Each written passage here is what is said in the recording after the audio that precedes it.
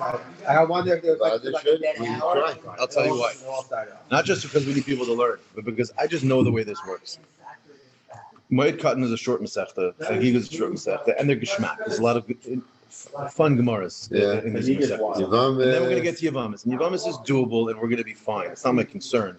But I also know that I'm nervous that the momentum that we have now, see him every month, Yavamis is a slog. We're picking it up like right before Pesach, a month before Pesach, and then it's literally. So we can somehow make 4 months. We can somehow make it interesting, like make They will have a CM every pair. I think a CM, something. A semi-CM. I think we have to do some topic Ian. Something, yeah, like or Rabbi, you want to maybe make a drush. I don't know, like drush and Yavamis. I mean, very understanding. No, there's a lot of stuff that you can find in between them. Zika. Yeah, Zika. You can talk about Zika. Oh, isn't there Negia and there's Anida? Yeah, there's Aset Chalis, there's a Rak. Listen, Yavamis, yes, yeah. Yavamis is very Geshmak. It's a very Geshmak. We learned it in the Yeah, when I was in Yeshiva 20 years ago.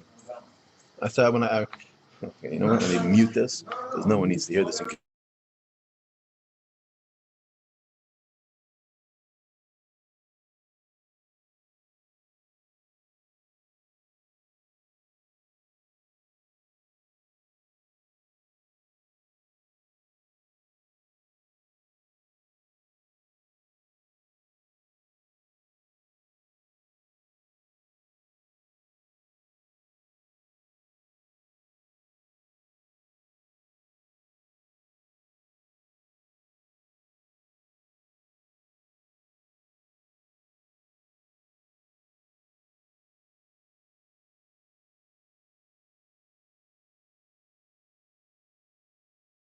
We are holding today's daf 29 Chaf Tes. We are 2 blot after today away from 2.5 blot away from the end of the Masechta. Mitzvah Hashem will be finishing Thursday. Thursdays, all of these Masechtas, not only are they short, they all end on an Amud Aleph. And since they all end on an Amud Aleph, that usually gives the last day a little bit of some leeway in terms of covering, but we're going to try to cover some ground. We're actually holding a couple of lines after it gets wide on Chav Ches Amud Beis. Try to cover some ground. So it says, Umafsidin bohen hesped shel rabbim. We said earlier that when a shul, because of the covet of a shul, a person shouldn't do a hesped in it, but it can do a hesped shel rabbim. What's a hesped shel rabbim? Echidam hesped de rabbim as the Gemara. So Imachi Rav Chizda k'goyin hesped de kai be'Rav Sheshes. Umachi Rav Sheshes k'goyin hesped de kai be'Rav Chizda. They each had a gevaldik mutual respect for each other, and each one of them said, "You want to know what a hesped de rabbim is? What's going to get a lot of people to come?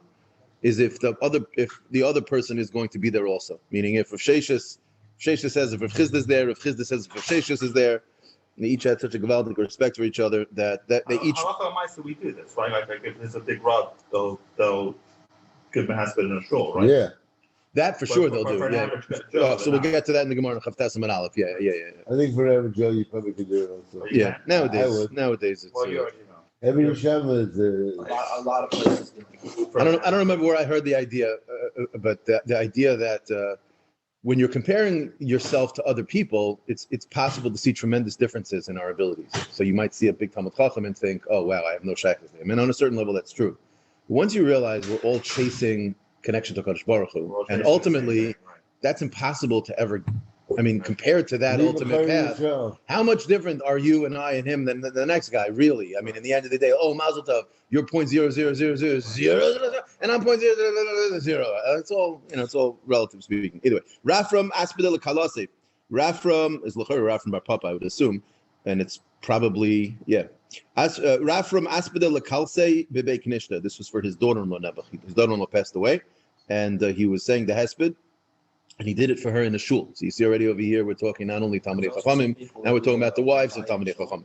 Amar Mishum Yikara Didi Udemesa, because of my covet and because of the covet of the mace, it's very chashuv. Asu Kula Alma, everyone's going to come. Reb Zeira Sapte La'ahum Rabbanim Bebei Knish. Reb Zeira said over a hesped for a certain chashuv Talmud Chacham in shul. Amar Imishum Yikara Didi Demesa. It'll be either because of me or either because of him. They'll all come. And again, the whole point over here, what they're saying is that it would be a bizayon to the shul if you didn't end up having a lot of people there.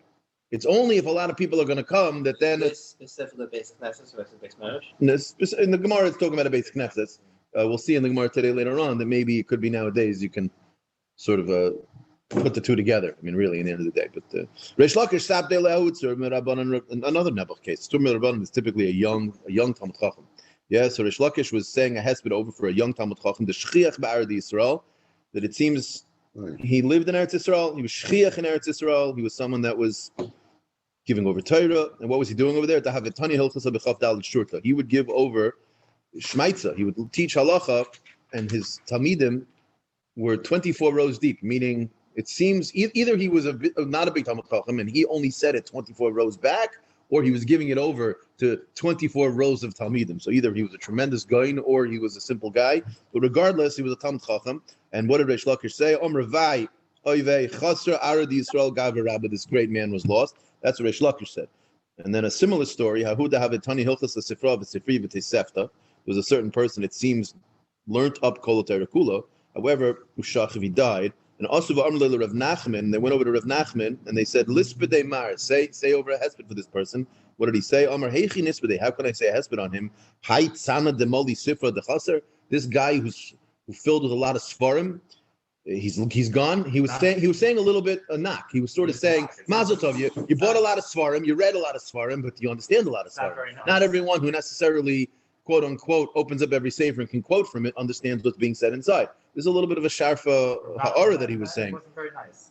I don't know if it was. I don't know if it was so much that it wasn't very nice. I think what he was acknowledging was that if I'm going to say a hesped, maybe in a shul, maybe not. That's not clear. But if I'm going to say a hesped for Talmud Chacham, it has to be a covered Torah. Just because I mean, to me, this is almost like the Google effect. It's like, oh, Mazel Tov, you know a lot of Marav Kaimis.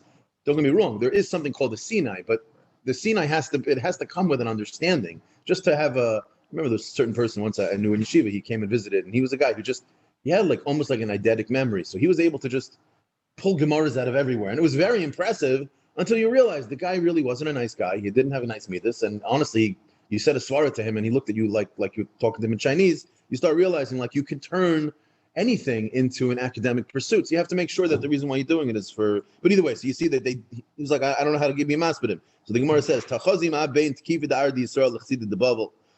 see the difference between the takifim in Eretz Yisrael, which is referring to Reish Lakish. Rashi says he was a takif. Why was he a takif? A good English word for a takif would be like he was stoic. He was someone who, like, you walked over to him, he didn't necessarily give you like a big shmech or whatever. Like he wasn't someone who was always like, oh, come sit, talk to me. And Rashi says the reason is because he didn't want, he knew who he was, and he didn't want people to assume that if he associates with someone else, that person by osmosis must be kosher, and therefore they'll do business with him.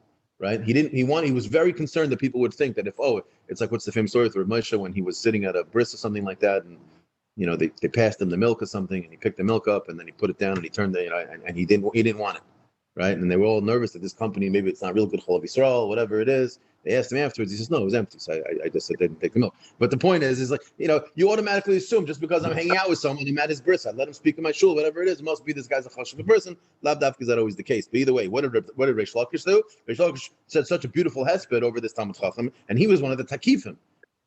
And look at the difference between him and the Chasidei bubble. Rav Nachman is from the Chasidei bubble. He was a big Yair Shemayim, and Afal Pike, and he wouldn't. So you see the difference between the two. Anyway, Tanan Hasam. What's the difference between the two?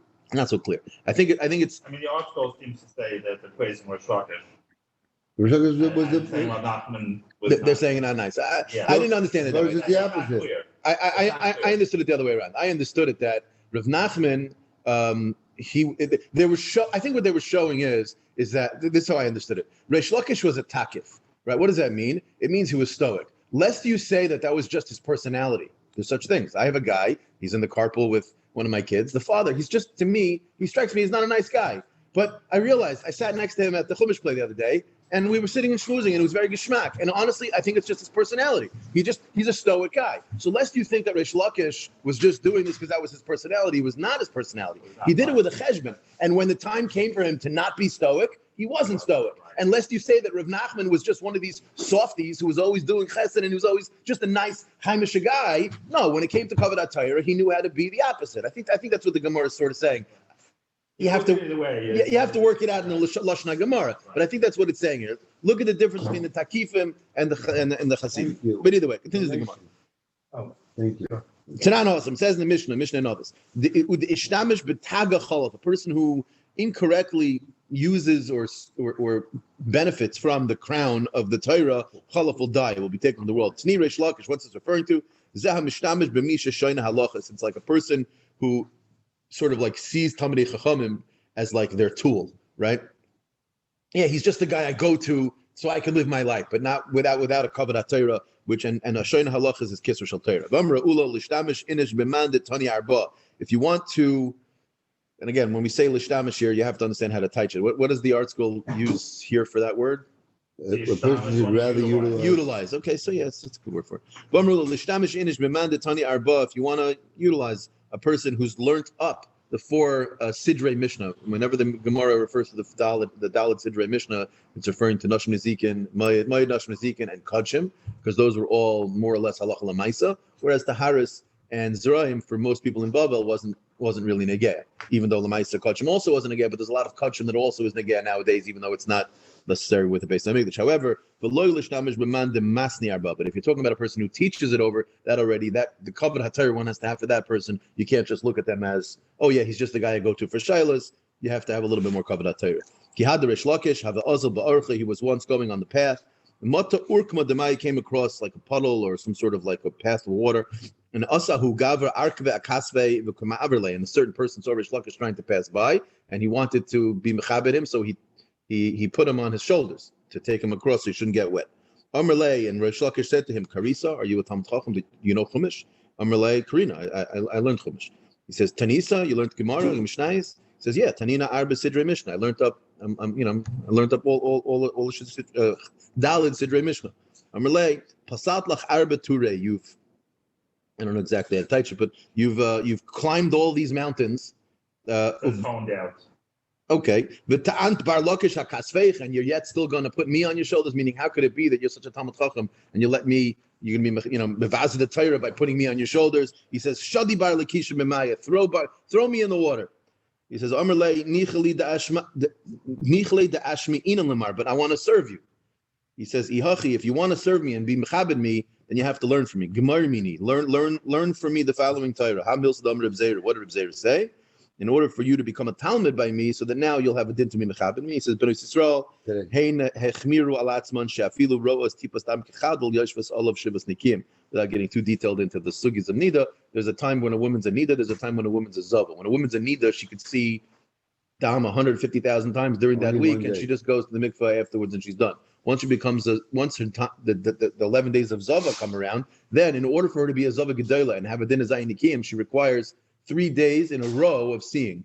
And here you see Bnei Yisrael, not only were they makbid to not wait 3 times, even just 1 time, but not only that, they were also makbid to treat that as the case, even when potentially they were in the Yemei Nida, where they wouldn't have such a halacha, which, by the way, is the halacha l'maisa nowadays. We basically completely uproot this entire 11-day cycle, which is why it's confusing when you hear it for the first time. You've never heard of it, is because nowadays we assume every dam that we see is the 3rd in a row that we just didn't see the first 2, and we assume that they're in the Yemei Zava. That's why they have a din of Zayin Nikiyim. But either way, you have to sort of work out, why is this the halacha that he taught him? I'm sure the Mefarshim go to town on that. I didn't see anything. Why this halacha specifically? What does the first statement mean? Learning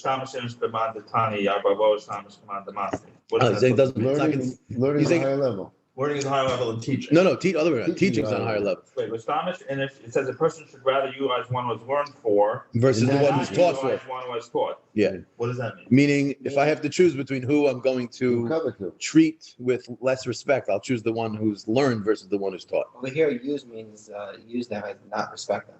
Oh, no. So okay, Zava is dam, but Zav for a man is not dam. No, Zav for a man is either gonorrhea or some type of seminal emission. Yeah. I see. I said you could use.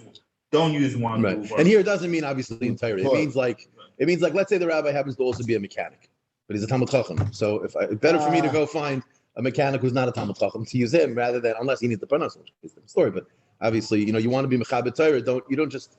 And again, if I'm giving him the money, it's a different story. But I'm going to say, hey, can you come over to my house and help me out? And I think, by the way, there's a practical element too. I mean, there's a certain element of bittul Torah that you're asking a Talmud Chacham to go do something for you or help you out. But if it's only going to be to get his Torah, so it could be that's something that he could choose to go help you out with. Maybe he doesn't have a right to stop what he's doing if he's going to be teaching others. Now you're being mevatel others.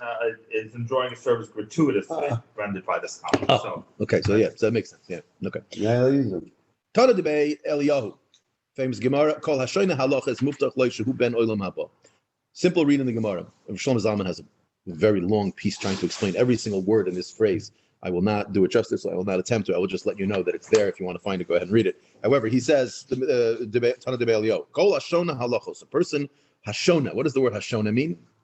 It could come from the lashon of learn, Repeats. like, repeats. Kol Hashona Halachos. Here it's Muftach Lo Shehu Ben Olam Haba. So the Pashtus means it's not just that you learn halacha, it's that you repeat it and you do it every single day. Meaning, what's the mile of doing it every day? If it's just about knowing the halacha, I can learn halacha say it once a week. I go through all the sugis be'in. Why do I have to do it every single day? And why does that have to be repetitive? Each one I'm sure will have a pshat as to what the pshat is. I'll tell you a different idea is based on where we learned the pasuk from, where we learned the halacha from. Shenemar, it says, Halichas oilam loy, which literally means his ways are eternal, let's say. Oilam loy, it's eternal. Al tikre halichais ela halachas. You see, what's eternal? Halachas is eternal. So I heard years ago, halichais literally means like you're going, right? You're like a man's a holich, and halacha is halacha. So what it means, al tikre halichais ela halachas means you are not considered going unless it's al pi tatayra, meaning al tikre halichais ela halachas. The only halicha one could have is when that halicha is al pi din. Either way, Tana Rabban, Brisa, and now we start Chav Tesam and Aleph. Mevatel Talmud Torah lohitzoas hames. You are mevatel Talmud Torah in order to take out, basically to go to a funeral. Ula hachnasas hakala, and as well to mimalave kala from the house of her father to the chuppah. The shaila in the Rishonim over here is this statement mevatel Talmud Torah lohitzoas hames? Is this just a heter? That despite the fact you have a mitzvah to learn Torah, you have a heter to go do this? Or is the Gemara saying you have a chiyuv to do this? This is a machlokes Rishonim, a big machlokes Rishonim. Is there a difference between a man and a woman here? No. To my knowledge, no difference. I'm not sure, but I'm pretty sure now. Because a lot of times when you see like Rebbe Tzakanevsky, who was nifta last night. No, she died. What? Yeah. The Levi is today. Wasn't COVID. I don't know. But I'm saying the Philly Yeshiva is shutting down to go to the Levi. You see it even when. So that could be mitzad the din of she herself, besides the fact that she was married to who she was married to. I'm saying. Right. Well, plenty of times you have a Rebbetzin who's a silent Rebbetzin, and they still go to the Levi. Yeah, about that. Shaliva shalachem shalayim. Yeah, 100%. Either way, so mevatel Talmud Torah lohitzoas hames ulachnos sakala. So either it's a chiyuv or it's a heter. If it's to me, I don't really understand that. I mean, once you have a heter to do it, I don't understand why you're not mechuyev. I mean, to me, it's hard. Nobody else to do it. You are mechuyev, no? Well, so that's the Gemara earlier. We saw Daf Gimel. The Gemara talked about, but there it was talking about specifically Meis Mitzvah. So the Rishonim over here, they go back and forth. They bring two rayas. They bring two rayas that this is only a heter and not a chiyuv. Very simple. If there's a posting, right? If there's a posting for the Levi, and you have a chiyuv, then you would have to go. If it's a heter, then you could go. You could ignore it. Yeah, like a bris, almost similar. Yeah, and that's enough community. So Amrolav al Rabbi Yehuda Bar Ilai. This story the Rishonim bring as a raya. What does it say? They said about Rabbi Yehuda Bar Ilai, Shehaya mevatel Talmud Torah lohitzoas hames ulachnos kala. And when would he do it? B'med Ramim She'ein Sham Kol Tzarko, which specifically means when there weren't enough people there. It does not mean that like burying the body. That's what we were discussing in Daf Gimel. Here, what we mean is, are there going to be enough people at the levaya that it shouldn't be like a bizayin? Like you have to, that meaning, and we'll see in a moment what that is. Aval yesh Sham Kol Tzarko, then ein mevatlin. So and v'kama kol tzarko, and how much is that? Amr of Shmuel bar Inya mishmei derav shreisar alfei gavri, 12,000 people. V'shisa alfei shipuri, and 6,000 people there to like blow the shofar, basically people blasting the horns, like meaning basically you're talking about 18,000 people. Sachakol. That's according to one opinion. V'amri lo shreisar alfei gavri uminayu shisa alfei shipuri. But regardless, it's either 12,000 or 18,000 people, and this it seems. The pashtus is this is talking about for someone who's chashiv. The pashtus is this is not the ikar adin. However, from Ula are going the chaitzi gavri me'avula ad sichra. It's you have to have enough people from the town's gate to fill from the town's gate all the way up to the cemetery. Rav Sheshes Amar kinesinosa kach netilas. He goes even weiter. He says no. We're talking about the amount of people that were by Matan Torah. So you're talking about 600,000 people. So you have to understand exactly halacha l'maisa what this means. Obviously, they're all saying something that it would be wonderful if we could have such a thing. But Meikar Adin, a person has to make sure that there's at least 10 people. Meaning the way it comes out, for every Levaya, when would you ever have life? Right, would you have Seder? Right, so the post speak out, meaning the Mikra Din, you have to have at least 10 people by a Levaya, without, and man, woman, whatever it is. You need 10 people, and anything beyond that is a mitzvah, but not a chiyuv. But up until 10, it almost has a din of like a mace mitzvah, and a person has a chiyuv to do it then. Now he says, man nesinasu b'shishim riboy, afne tilasu b'shishim riboy, and however, he explains, honey merely, and it's pretty clear that this is going on everything that we just mentioned. Honey merely, leman de kari v'tani. This is going to be true when you're talking about a Talmud Chacham who's learned a lot of Torah. However, Aval Leman de Masni, which is consistent with what we saw earlier, a person who teaches, less le shiur, there's no shiur, meaning there's no cap upon which you would say, okay, enough people. Which is why you see by Gedolim, whenever they pass away, they fill the streets. You see hundreds of thousands of people, Moshe, Shach, these types of people, when they passed away, pretty much all of Klal Yisrael on some level does something. So again, effectively what the Gemara is basically saying here, you're mevatel time of Torah, and that's the way it comes at halach lamaisa, is that it's not a chiyuv, it's reshus. You don't have a chiyuv to do it. The chiyuv is only when it's a mace mitzvah, or there's not enough people, meaning there's only going to be 3 people that live by the levaya, and you hear about it, and you hear that they need people. Now, and the same thing is true, by the way, for a chasana, meaning if you happen to know that someone's getting married and there's not going to be a minyan there, you have a chiyuv to go help to make sure there's a minyan. But once there's a minyan, you'd be able to. Yeah, right.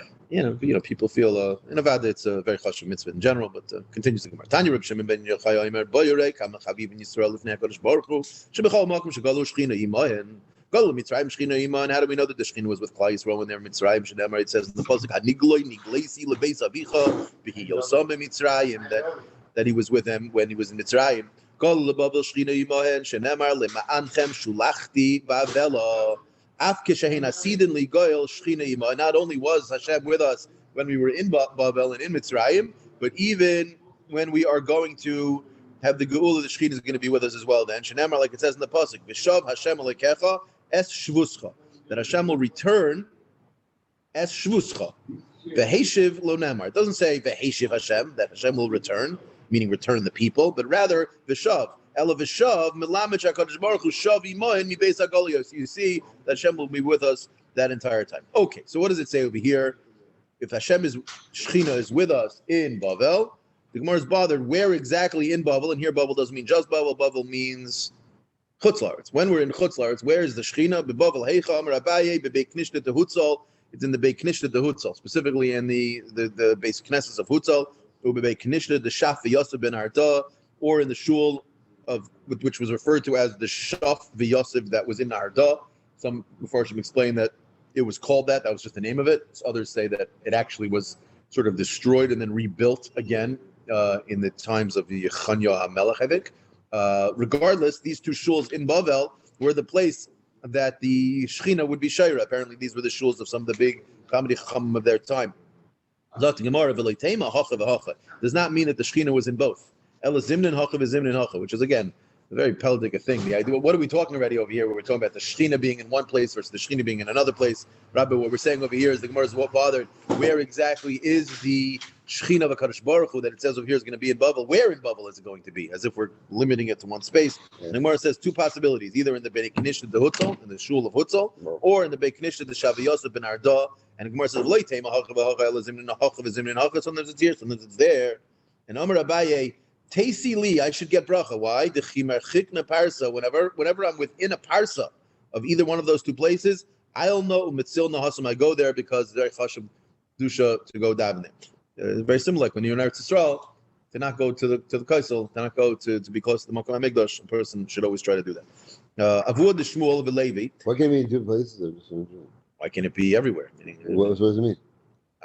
Avada on some level, there's levels to the kedusha where Kodesh Baruch Hu Shechina Shayr. I mean, even in the base of Mikdash, it was more in, let's say, the Heichel, and then more in the Kodesh Kedushim, and then less in the Heichel, and then a little less in the sometimes in one shul, and sometimes the other shul. So I'm assuming that has what to do with at which time, which Talmud Chacham was learning there, who was there, or who was the Rav, or who was the Reish Glusa of that time, and where he davened. It's almost as if it's like, I can almost imagine it's like, when you went to go to Vinsk, so you either went to Meir Simcha or you went to the Rogachever. So like, you have like, it's a hard, you went to the Bezdin or you went to the Rosh Yeshiva. Either way, Avod the Shmuel v'Levi have a Yasvi b'Kinishta, the Shaf Yosef ben Arda. They were hanging out in this shul. Asya Shechina, the Shechina came. Wow. Shamu Koil Rigsha, they heard a loud noise. If it kamu v'nafku, and they got out. They were scared. They didn't know what was going on. Rav Sheshes Havi Yosef. Rav Sheshes was sitting, and remember, Rav Sheshes was Saginor. He was blind. And I find it interesting that the stories with Rav Sheshes, Rashi tells us over here, it's really irrelevant to the story. But he says Saginor Havis. So obviously, Rashi understands the fact that he was blind is part of the story. Rav Sheshes Havi Yosef, Bekanish the Shafi Yosef ben Arda, so he had the same story. The Shechina came, the Loinafek, and he didn't go out. Meaning, apparently, by being blind, somehow he wasn't as frightened. Meaning, the way I understood it was that a person who's not blind, so they're not used to hearing strange noises. But a blind person, when they hear a noise, even if it's different than what they might normally hear, they're constantly paying attention to noises. So maybe if they heard something, by them it's not something to be scared of. They don't really have a clue until they can sort of figure it out. So he didn't go out. I just understood about Balabatish. However, also Malachi Hashares. Weiler. Yeah, and the Malachi Hashares came along, become Mibatale, and they started to scare him, as if to say the Malachi Hashares wanted all of the people out of the shul so the Shechina could be there, which is very strange. What does that really mean? We always say that HaKadosh Baruch Hu Shechina is only Shaira when there's a minyan, when there's a Malkum Kedusha, whatever it is. So now so what does it say? Amr Lefanov, Rebbeinu Shalom, Olav v'she'ein olav miyitchem mipnei mis. Rav Sheshes says to Hashem, the wretched and the eno wretched, mi nitchem mipnei mi, meaning who gets to get pushed out over here? The wretched should get pushed out, right? Meaning who? The Malach HaSharis, Amr Lahu Shavku. So Hashem said to the Malach HaSharis, leave him alone, because he is someone who deserves to be here with the Shechina. Yeah, ayin b'bein Yehoyada v'chulu for what's really going on. Marsha, maybe. Yeah, maybe Marsha. I didn't have a chance to take a look. Okay, Pasuk says, "Vo'ehi lohem lemikdash ma'at," right? And it'll be for them like a small base of mikdash. Amrei Yitzchak, what's that referring to? Elu batei knesios ubatei midrash shebebavel, and shebebavel means shebebavel, and really in Gans Chutz La'aretz, that the place where a person is going to find the Beis Hamikdash in Chutz of the Kedusha is like the Mikdash Ma'at of our shuls. I remember hearing a shaila. There's a shul in Brooklyn, I believe, that has a tree that runs right in the middle of the shul, and they had a shaila. What happens if does that have a din of Eretz Yisrael, like Malkum HaMikdash, that you would have a din of mitzvah tzluis ba'aretz? I mean, I'm pretty sure halacha l'maisa we say not, but just how far do we take this concept? Is this a din daraisa? I mean. Rebbe Lazar Amar Zeh Beis Rabbeinu Shebebabel. No, what this is referring to, obviously, it's a pasuk, so it can't be actually referring to this. But what it means is, this means the home of the Rosh Hashiva. This was referring to Rav at that time. But Pashtus, what it means is Ve'ehelehem Lemikdash Ma'at means any place that Talmud Chacham lives, that place is like a Beis Hamikdash. The home is your Beis Hamikdash. Doris Rava Maidas, what does it say in the pasuk? Hashem Ma'oin Ato Hayisolanu. Hashem, you are for us a Ma'on, like a dwelling place or a residence. Oh. What does it say? Abode? Yeah, that works. Elu bati knesias ubati midrashas. These are referring to the shuls in the Beis Medrash. Amar Abaye mireish havik gerisna bebeisa. Originally, I used to learn in my house. Umitzlina bebei knishta, but I would daven in the shul. Meaning, kiven deshames lahad Amar David. Once I heard, or once I fashtayed what David HaMelech said, where it says Hashem o havti ma'oin beisecha, right? I love the place where you dwell. Havik gerisna bebei knishta. I would even learn in the shul. Meaning, I would always daven in the shul. It's interesting because this is a motto for us. Every kid knows this. Right. He's saying it when I. It could be that you could bring a riot from here that maybe Matzav wasn't being said in his time. Right. Maybe it could be. I mean, listen, people have we assume that because the siddur that Rabbi, just be very careful. That cup looks like it's leaking a little bit. I just want to make sure you don't make a stain. Oh, right. They might not understand. It's not so clear. We have a siddur. We assume everything in the siddur has been in the siddur from the beginning of time immemorial. That's just not true. Meaning, even Kabbalah Shabbos, if you were to actually, I almost feel sometimes I think it would be helpful to know, and I think there are siddurim like this. It would be helpful to know as you go through a siddur. I wish there would be like a year next to each tefillah. Right. Like when was this put into the siddur? Because I think it helps if a person has to sort of make a choice. Like we certainly do it by Shachris. Right. We know that like one can skip over certain parts of davening. You've got to get to the Hallelujahs. If you have enough time to say the Hallelujah, it's better to say the second than the fifth. If you have more time, you say the first and the third. I thought a second and fifth or 1, 3, and 5. 1, 3, 5 is most one. I think so. Yeah. Yeah. I say second. I meant the third. Yeah, 2 and 5 is 2 and 5. I think you skip. Now you got me confused. 1, 3, 5, 2 and 4 you skip. 2 and 4. Yeah. Yeah. So, but the point is it would be helpful to know, like for instance, by Kabbalah Shabbos. When was Lechadodi put in? Meaning, clearly you see the Mizmor, for Shabbos is much more important. We see by Yom Tov, we still even do that. It's always helpful to know which parts are which. I don't know. I don't know when Matov was put in, when was Yigdal put in. What was the point here? What didn't? No, he was asking about the. No, but what's the story here? The point is that Abaye would learn in his house. He didn't think that there was a chshivas to learning Torah in a Beis Knesset. Beis Knesset is a place for davening. Beis Medrash is a place for learning. There was no Beis Medrash there for whatever reason, so he would learn in his house. He says, "There's no mile of learning in the shul." He says, "But once I saw that it says Hashem Ohavti Ma'oin Beisecha," he said I would start learning in the shul even. Tanya Rebbe Lazar Hakafar Oimer Asidim Batei Knesses about the Midrash Bebel Sheyikfu Beretz Yisrael, which Pashtus in the Gemara sounds like they would literally pick up and go. But it doesn't mean that. I think it means, on a spiritual level, the kedusha of that makom is going to pick up and go to Eretz Yisrael. Either way, what does it say in the pasuk? Shenemar ki katover baharim ukikarmel b'yam yavai, which means the mountains of Taver and the mountains of Carmel, they were brought to the Har Sinai area in the times when Hashem wanted to give the Torah to Klal Yisrael, and they were clamoring to have the Torah given on their mountain. And eventually they went to Sinai. And it says over here that they only went to receive the Torah for a moment. So how the halot dvarim kal v'chaymer umat Taver v'Carmel shaloi boel lefi shalom l'Torah. They were hoping to get the Torah given on it just temporarily, just for that time of Mount Torah. And we say nikvoim be'eretz Yisrael. The pasuk says that they are going to be yavoi to Eretz Yisrael. So but they knesios but midrashos shekayrin umarbitzim behen Torah ala chaskama v'kama. You'll notice over here that kal v'chaymer is specifically coming from Torah, which sounds like the Gemara is picking and choosing on the side of Repepi and Repapa, which we saw earlier, which one's more chashuv. That if we, at least in terms of what's going to go to Eretz Yisrael, with the kal v'chaymer comes from Mount Torah and not from Tefillah. Darsh bar kapara. I mean, you could have easily tried to make an argument that if the Mikdash Ma'at is in Chutz La'aretz, and that's the Mikdash Ma'at, and the Beis HaMikdash is going to be rebuilt in Eretz Yisrael, you could have made the argument that all Mikdash is going to be in Eretz Yisrael. You don't say that. We say it specifically from Torah. But either way, Darsh Bar Kapara, what does it mean on the pasuk says? Lama Tratzdun Harim Gavnunim, which is why does the mountains that are high, why do they stare with painful eyes or evil eyes? Why are they staring? Yotz Abaskol v'Amr Lahem. The Abaskol came out and said to these mountains, Lama Tiratzu Dinim Sinai. Why do you have any interest in fighting over where the Torah should be with Sinai?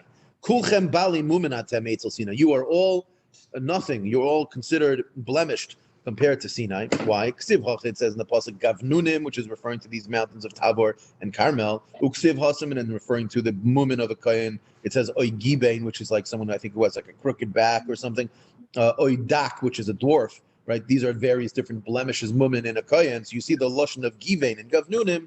You see that it's referencing that Gavnunim is also referencing the fact that they're blemished. Ravashi Shmami, no, what do you see from here?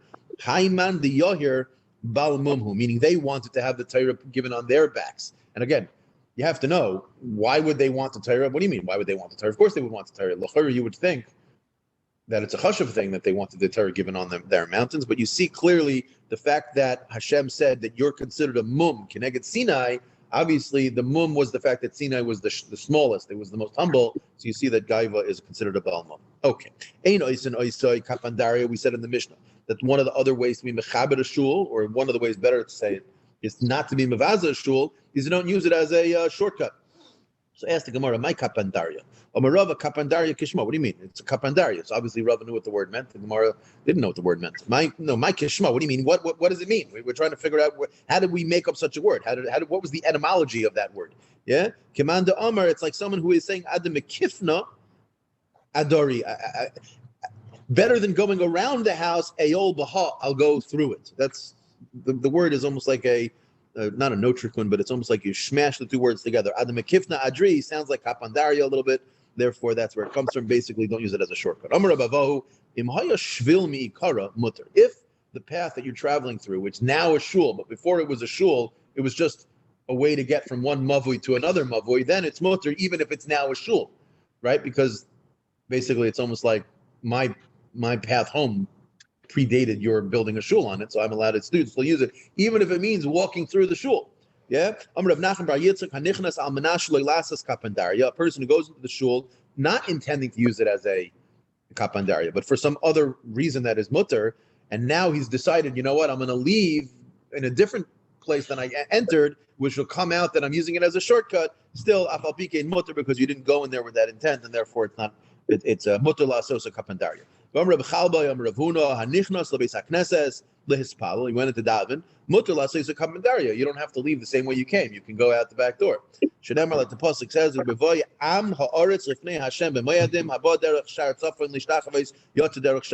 you see, you came in from the north and you went out from the south. But as long as you went into daven or to learn or to do something kadosh, then it's not a problem. Remember, the Mishnah said earlier that when you have a shul that is no longer, it's desolate, it's no longer being used. So when it's being used, hello? You got to go, Samson? Carmen, Carmen, can you mute yourself? Do you mind?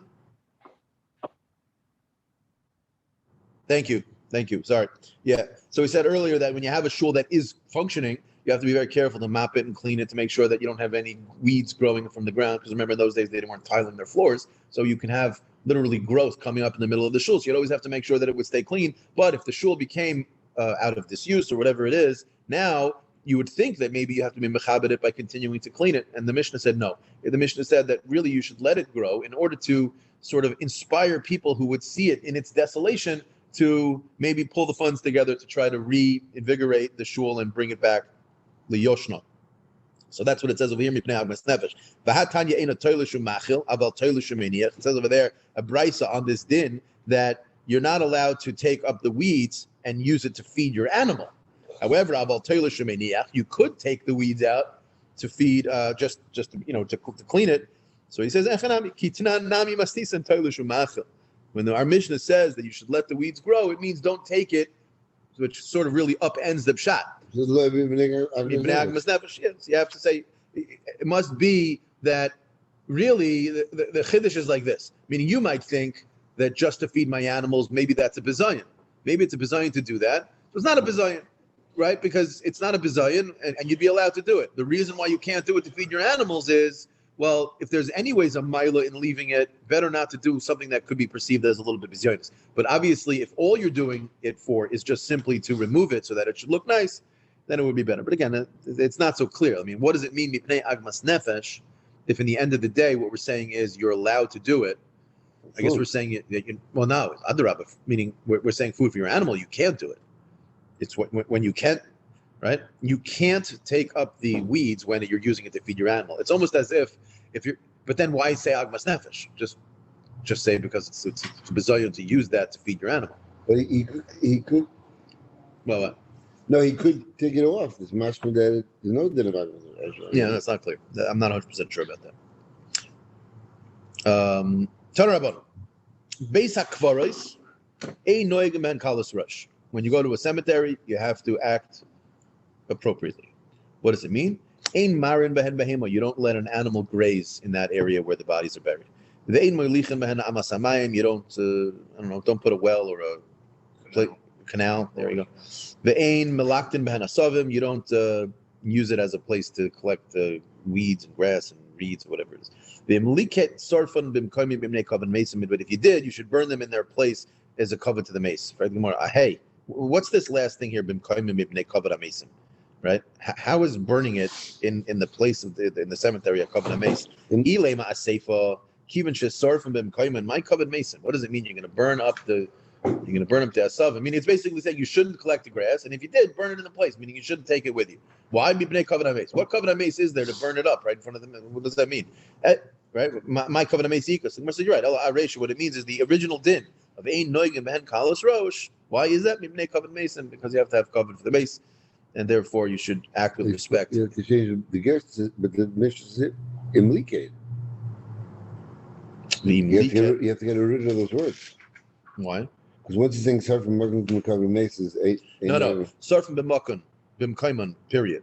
This whole thing is Mibnei Kavod Mason, which is going back to the Reish. Masnisim, new Mishnah. We're going to be discussing really an unrelated idea, but very related to Purim, which is the Arba Parshias. Arba Parshias, right? We have, what is it? There's Parshas Para, Shkolim, Para, Zachar, and Parshas Chodesh, right? And the Parshas Zachar, according to Moshe Hashanah, is Minatayra. Parshas Para, according to some Rishonim, is Minatayra, and the other two is just within the Rabbanan. And we'll see exactly what the halacha is of those days. Rosh Chodesh Adar shechal liyos b'Shabbos. So let's say you have Rosh Chodesh. Let's get out of Agadata mode for a moment, and we're going to go back into just a little bit of cheshbon here. Nothing crazy. Just I find that sometimes my brain has to like switch in order to be able to start thinking a little bit more analytically. Rosh Chodesh Adar shechal liyos b'Shabbos. So Rosh Chodesh Adar falls on Shabbos, right? So now what are you supposed to do? You have Parsha Shkalim. So what are you supposed to do? Kairin b'Parsha Shkalim on that Shabbos, which then means the following Shabbos is going to be the Shabbos before Purim, right? In which case then you'll do Zohar then, right? Chaliyos b'Soich Shabbos, if let's say Rosh Chodesh falls in the middle of the week, so now the prior Shabbos, if you're going to make it Shkalim, the following Shabbos will not be the Shabbos before Purim. It'll be the Shabbos before Purim, right? So Chal Hiyos B'Soicha Shabbos Makdimin L'Shavar. You use the Shabbos before for Shkalim, right? Umafsikin L'Shabbos Acheres. You skip the next Shabbos, meaning Mafsikin means you go back to the normal Kriyas HaTorah of that time, and B'Shniya Zachar, right? And you do the third week really, right? Meaning the second week of the month, because again, it's the second Shabbos of the month. So you do Parsha Zachar, and then B'Shlishis Para Aduma. That's the way you do it. So either it's going to be in a row, or you'll skip the first Shabbos of the month if you're doing Shkalim in the Shabbos before Rosh Chodesh. B'chamishis, Chosron leKesidron, you go back to the normal Seder Hadvarim of whatever you're normally laning. L'chol mafsikin, and this is just a general statement, all of the following days, you're mafsik from the normal Seder of laning. Rosh Chadashim on Rosh Chodesh you don't lane, meaning again if it falls on Shabbos. What the pashtus is, what it means here is when these days fall on Shabbos and you're laning the normal parsha from here. L'chol mafsikim Rosh Chadashim b'Chanukah b'Purim b'Tanis b'Amados b'Yom Kippur. So it's not so clear because Mamados I'm pretty sure was only during the week, and Purim can't fall on Shabbos. So you have to sort of work out exactly if this statement is going on Shabbos or if maybe it means on a Monday and a Thursday and what you're going to lane on that day. But regardless, what we're basically saying over here is those days have a unique Kriyas HaTorah, and so therefore, on some level, you're not going to lane the normal fashion. You're going to have to make an adjustment. I'll just point out quickly, when it says over here, Mafsikin l'Shabbos Acheres, sorry, I lost the spot. B'Chamishis Chosron leKesidron, the mashmos is that during the time when you have these Shabbosim, you're not reading the Parsha of the week at all. It's mashma that until that, we'll see in the Gemara that that's not the case. Just pointing out from the Mishnah, it's even the Chanukah, Purim, and Tanis on Shabbos. It seems like that. Now Purim wouldn't fall on Shabbos. That's why you have to sort of work out exactly what the Mishnah means in terms of the days. It could be it's talking about Mondays and Thursdays. Could be it's talking about right. Purim we're laning from Bashalach, I think. Yeah. Either way, Tanan Hasam. The Mishnah says, "Be'echad be'adar mashmiyan al ashkalim." We learned this actually earlier in the Masechta. In the first of Adar, you're mashmiyan al ashkalim. You announce that everyone should be bringing their machzah shekel. The al hakloyim and on the kloyim. Now kloyim is halacha that just like by tzitzis, shatnas, you also have certain. You can't have different different species growing intertwined and growing together in your field. So since Adar is the time when the growth starts happening, you can actually now start to see these species coming together. It's a lot easier to pull them. So we would announce about both of these ideas. Similar says Bishlam ala kloyim dizman zriyahi. Makes sense to make that announcement at the beginning of Adar because it's the time for Zriya. And what's the reason why you would be announcing Shkalim now? Amar of Tevi, Amar of Yoshia, the Amar Kra, the Pasuk says, we saw this drush a little bit earlier. What's all the chodesh? There's a lot of extra chadashim over here. What's the drush? Amar Torah Chadesh Mehavei Karban Mitruma Chadasha. You shall bring the public karbanos in Nisan from the Truma Chadasha. The Truma Chadasha means here from the new Machzah Shekel, right?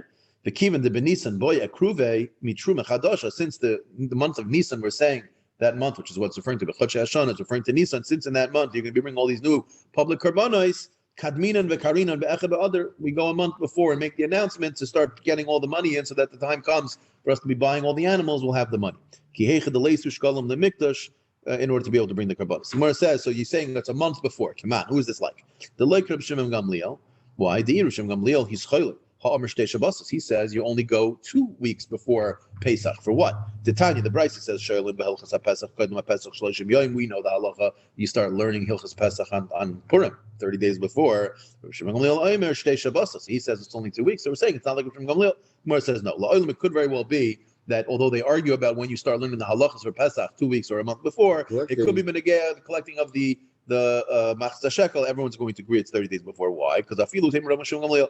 Kivin Amar Mar said b'chamisha asar boy, meaning on the 15th day of Adar, shulchanos yoshvin b'medina. They would set out the tables already to start collecting the what do you call it, the shkalim. Ubechaf hayoshvin b'mikdash, and they would already on the 25th of Adar, they would actually do it in the mikdash itself. Mishum shulchanos kadminim v'karinan. So therefore, once the shulchanos are out there, ready to accept the machzah shekel, they would start announcing it already. Meaning, since the collections are already happening, you might as well make an announcement. Hey, everyone, be aware. 2 weeks before. Meaning 2 weeks even before that. Meaning 2 weeks before even you're starting to learn Hilchos Pesach, right? So fine. My parshas shkalim. So 1 second, let's figure out what is the parsha. And here, from here, pretty much the end of the daf today, we're going to be discussing a back and forth between the two opinions of Rav and Shmuel about which parsha we lay in on parsha shkalim. And in that conversation is going to come out a lot of the other halachas that come out for these days. My parsha shkalim, Rav Amar Tzaves b'nei Yisrael v'amarta aleim eskar bani lachmi. We say the same laning for parsha shkalim as you would on any Rosh Chodesh. Okay. Shmuel Amar, no, it's the pasuk of Kisisa, which is how we pass it, right? What do we say? We say No. no. Do we lay it from the beginning of Kisisa? No. Yeah. Yeah. Okay, right. I should know this. My bar mitzvah parsha. I'm sitting in that great. Yeah, that works. Kisisa. Yeah. So okay. So again, so Rav holds it's the Korbani Lachmi, and Shmuel holds it's Kisisa. So Bishlam Alamandar Kisisa. That makes a ton of sense. Why Hainu Dekari La Parsha Shkalim? The Siv Bashkalim. It's called Parsha Shkalim. You're reading Parsha Shkalim. It makes perfect sense. El Lamanda Amaras Karbani Lachmi. What does that have to do with Shkalim? Hacha Midi Shkalim Ksivi Hasam. There's no mention of Shkalim there. It says it does. Time and Mike the Reb Tavi. It's like Reb Tavi said. Meaning what? Reb Tavi said earlier that what's the whole reason why? So Olas Chodesh B'Chodshei Hashana. Tavi said Amra Torah Chadesh v'Havei Karban Mitruma Chadasha. Right? It's referring to the communal karbanos, and since that is indirectly referencing the idea that they need to be funded from public monies. So really, when you're talking about public karbanos, you're really effectively talking about the shkalim, right? So therefore, even though it doesn't mention it explicitly, there's an implicit understanding that the shkalim are mentioned there. So it could fit to call it parsha shkalim, even though you're reading from the parshios, right? Because again, if you remember, Korbani Lachmi Lishai is talking about the Talmud, talking about Shabbos, and it's talking all three of those. There's three. There's the laning of Rosh Chodesh, and it mentions the Talmud, and it mentions Shabbos, I think, over there, right? So you see over there that it's mentioning all these public karbanos. It must be referring to the Shkol. So Bishlam Lamandar Mitzavah ben. Now we go the other way. Bishlam Lamandar Mitzavah ben Yisrael. Bishlam the Ksivi karbanos, right? It mentions karbanos. So he says, "Hasam k'derib Tavi." Makes sense to say that works like Rav Tavi because it mentions public karbanos, and therefore you could say that it's talking about shkolam. Lamandar Kisisa karbanos miksivi, which is a little bit of a difficult question. I mean, why are we even bothered by this? We just said 2 seconds ago that the whole reason why it works like Rav is because, works like Shmuel is because it mentions shkolam. Now we're saying, I mean, the basic point the Gemara means to say is it's not really the shkolam of the karbanos. That's really the question. Meaning bishlama l'Rav, it makes sense. You're mentioning karbanos, and the karbanos tzibur were funded by the shkalim. Here, Shmuel, you said kisisa, and it does mention shkalim.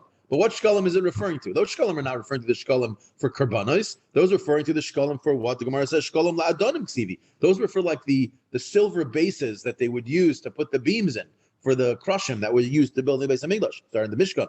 So it really wasn't being used for the karbanos. So what are we doing? We're announcing on Adar to everyone bring the machzah shekel for the karbanos tzibur, and we read the parsha shkalim, which is kisisa, which mentions shkalim. Yeah, but the shkalim that were mentioned there have nothing to do with the shkalim that we're raising money for. So really, it doesn't make much sense. So he says, no, get the Tani Rav Yosef. Rav Yosef learned that it wasn't limited to only the Adanim. Shalosh Truma is saying, Shal Mizbech, Shal Adoneim, La'adonim, Shal Berek Habayis, Berek Habayis. He understands that the shkalim, even then, we're going for even the karbanos themselves, and so therefore, it would fit. Fine. Bishlam Alamanda Amar Ki Sisa, like Shmuel, Hainu the Shani, Hay Rosh Chodesh, Misha Rosh Chodesh. Meaning, what happens when Rosh Chodesh falls on Shabbos?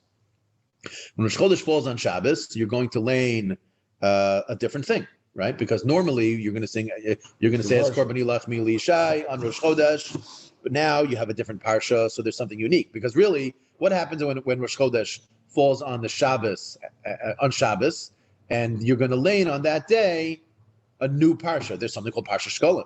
If all it was just saying Korbani Lachmi Lishai, then really Parsha Shkolim is no different than any other Rosh Chodesh. When it falls on Shabbos, you're laying the exact same thing. So what is this special Parsha Shkolim? It's the exact same Parsha you'd lane for any Rosh Chodesh.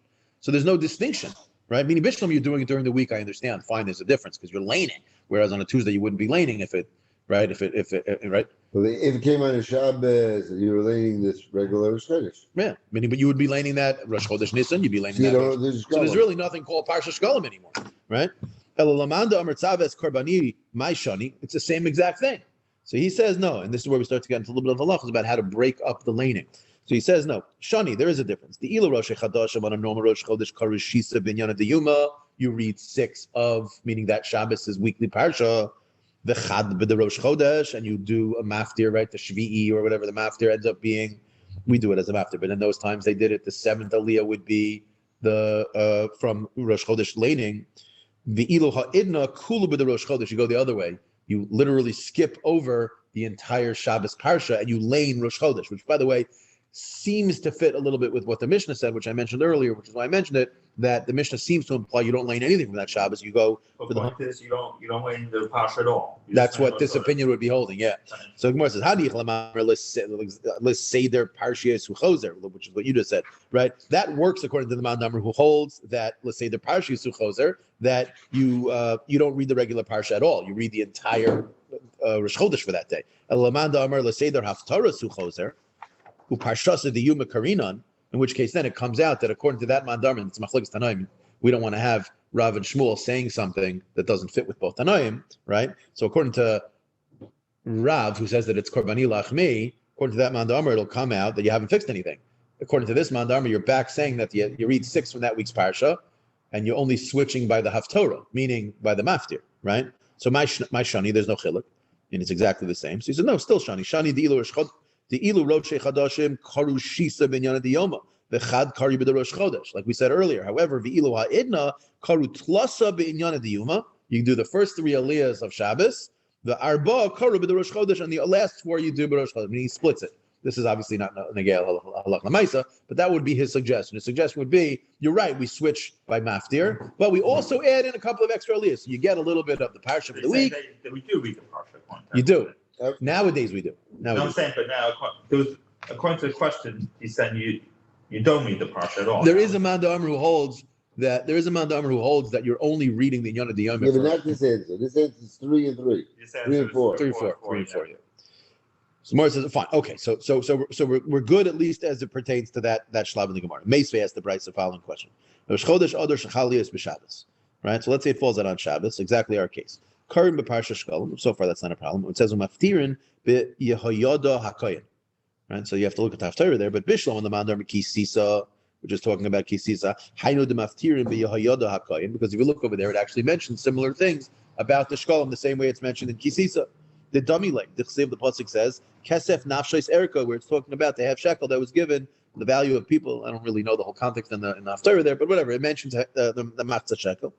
El Lamandam as Korbani Lachmi mi dami. What do you mean? Dami Kedurav Tavi. The same answer we gave before. Second. Of saying that it could be called Parsha Shkolim because of the communal korbanos. So over here you have communal korbanos that could be called Shkolim. Fine. Meisvei Chali here is Parsha Hasmuchala. What happens if you have Parsha Shkolim falling? The Parsha Hasmuchala where it's nearby the same thing, right? 2 times in a row. Bein milafnehu, bein milachra, whether it's falling after or it's falling before. So Koranasa, the Koflanosa, you read it twice. Meaning it sounds like you're going to be repeating the same laning twice. Well, you're making assumptions. Bishlam and the Mandar Kisisa, that makes sense. Hainu de Misrami Ba'ahuzimna, you can make it happen where Kisisa follows Parsha Shkolim or Parsha Shkolim follows Kisisa because of the time of the year that it occurs in. That's going to be happening in a Parsha when it's not possible for the 2 things to go after each other like that. Right? Right? So Gemara says, in Libnei Marava. That works because of the people in Eretz Yisrael. We have a different minhag in Chutz La'aretz. What do they do in Eretz Yisrael? Demaski l'daraisa b'tlashnin. They would finish the laning once every 3 years. So therefore, since it's possible to have it really on any Shabbos, you could actually have the Parsha as Korbani Lachmi Lishai, even at that time when we're doing Parsha Shkolim, and it would work out. Okay. Fine. Tanya Kavas the Shmuel. The din of Shmuel, who was the one who said that it comes from the pasuk of Kisisa, I'll bring you a raya. What's the raya? You have a brayso meforsh that says that's halacha, and that's how we paskin. We lay in kisisa, parsha shkolim, and we lay in the regular Shabbos parsha, and we're maftir from kisisa. Amr Yismach nafcha. From here to really into the next daf is a bunch of statements from Yismach nafcha. We'll start with a couple of them, and then we'll hold at a certain point. Amr Yismach nafcha. Rosh Chodesh Odesh Shachal Yez b'Shabbos. Moitzian shalosh tayres. You say 3 tayres. The current behan echad b'inyan shel yom, ve'echad b'shalosh chodesh, ve'echad b'chisisa. You do Shabbos, you do Rosh Chodesh, you do Kisisa. Rabbi Yitzchak Nafcha. Rosh Chodesh Teves shachal yez b'Shabbos. This is by Chanukah, right? So you have Rosh Chodesh Teves, so you have Rosh Chodesh, you have Chanukah, and you have Shabbos. Mevi'in shalosh tayres. The current behan echad b'inyan shel yom, one by the parsha, ve'echad b'Rosh Chodesh, ve'echad b'Chanukah. Utzrich, and I need to tell you both halachas. Why? If all I would tell you Chanukah that you're gonna say you're gonna bring 3 tayras, I would say Bahakam Rabbi Yitzchak Aval Bahach by Shkalim. I would think Karav Svirle he holds that you lane the Amar Parsha Shkalim as Karbani Lachmi, and therefore you only need 2 tayras because you're anyways bringing out that second type of tayra to lane Rosh Chodesh, meaning you open up that spot. Ubishtei tayras Sagi, and it'll be enough to have 2 tayras Kamashmal, and that no, you read like Shmuel from Shkalim and Memela Fine. Sorry, Parsha Shkalim from Kisisa, and therefore he needs 3 Sifrei Torah.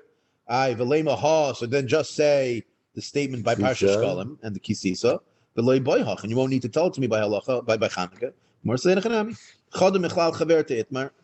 He said one, and we are extrapolating. So really, he didn't say it twice. He did say it once, and in a Chanam. Rosh Chodesh Teves, Shachal Diez Bechol. What happens when you have Rosh Chodesh Teves, which is on Chanukah, it follows during the week. Right, so Amar Yitzchak Karu Talasa b'Rosh Chodesh. You do 3 aliyahs of Rosh Chodesh, v'chad b'Chanukah, and you do 1 by Chanukah. Why? Rav Dimi demin Chaifa Amar Karu Talasa b'Chanukah v'chad b'Rosh Chodesh. So he flips it. You do 3 Rosh Chodesh, 1 Chanukah, or 3 Chanukah and 1 Rosh Chodesh. So what's the machlekes? Amar Rav Money Kvasa Rav Yitzchak Nafcha Mistabra.